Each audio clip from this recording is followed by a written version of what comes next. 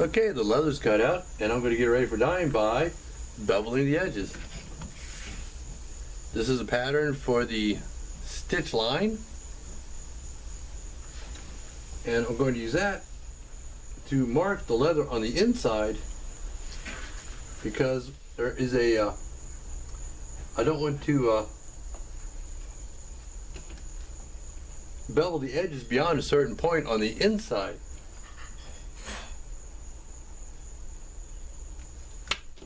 Since this is going to be folded over, I don't want to bevel on the inside where these two edges meet. Hence the reason I'm marking them. I'll just take my edge beveler and, well, bevel the edges.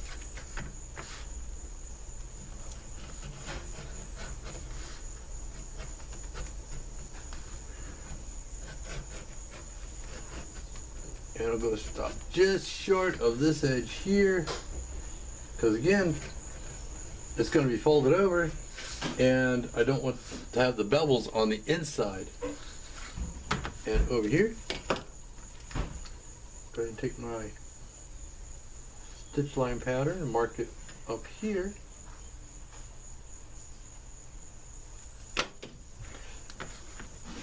And bevel all this.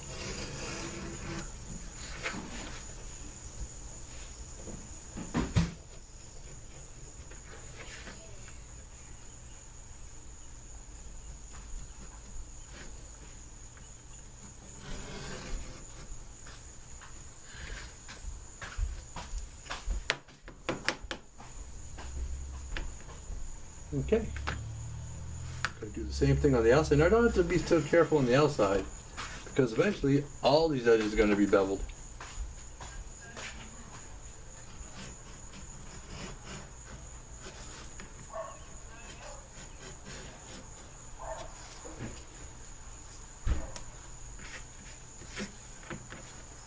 And a good sharp edge beveler really helps.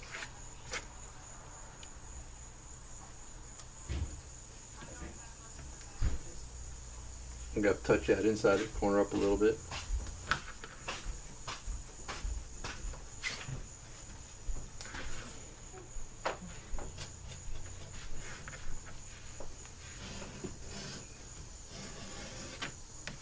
Now another thing I did is I skived this end down a little bit, because I know from past experience that if it's too thick, the snap won't set properly.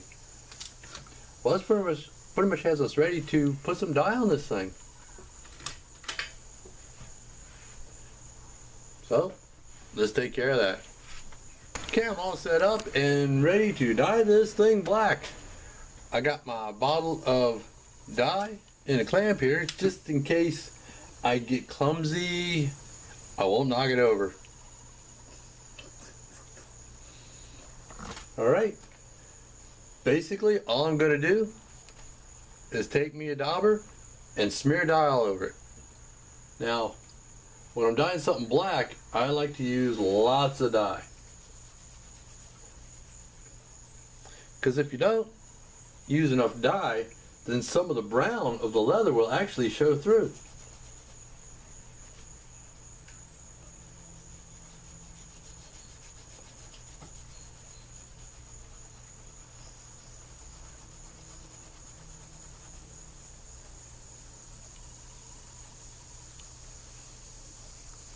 So basically all I'm going to do is keep smearing dye on the inside of it until I feel I have enough coverage.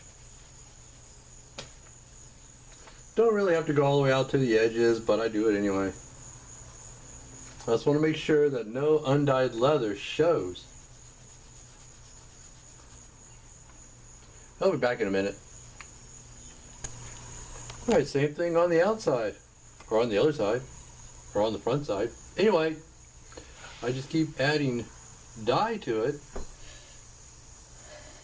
until it puddles on the surface. That way I know that the leather has absorbed as much dye as it's going to absorb. And it reduces the chance, greatly reduces the chance of me seeing any brown on it.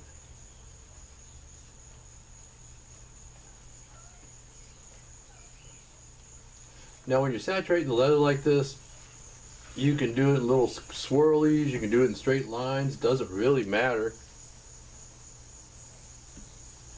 Because it's going to be so saturated with leather. The leather is going to be so saturated with dye that it's not going to show any streaks.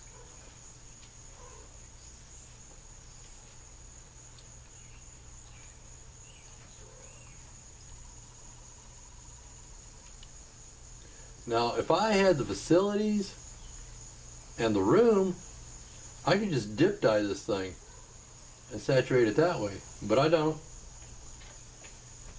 So I use a dauber and just soak it with dye.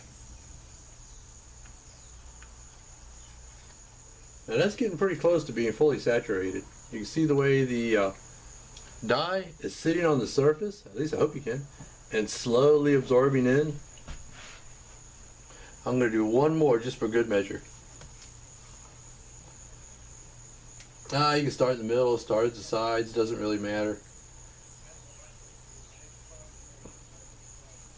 Like I said, when you're saturating the leather with dye like I'm doing,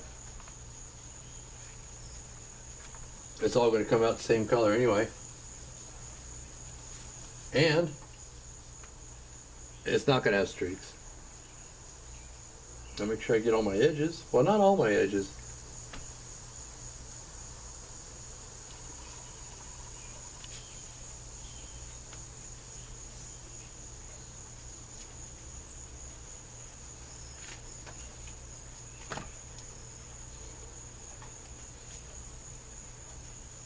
I'm not going to worry about getting dye on these edges just yet, because once it's folded over, I'm going to sand those edges, and I'll have to re-dye them anyway.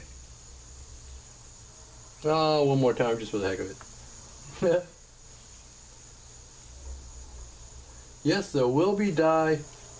There will be too much dye, and there will be some dye standing on the surface.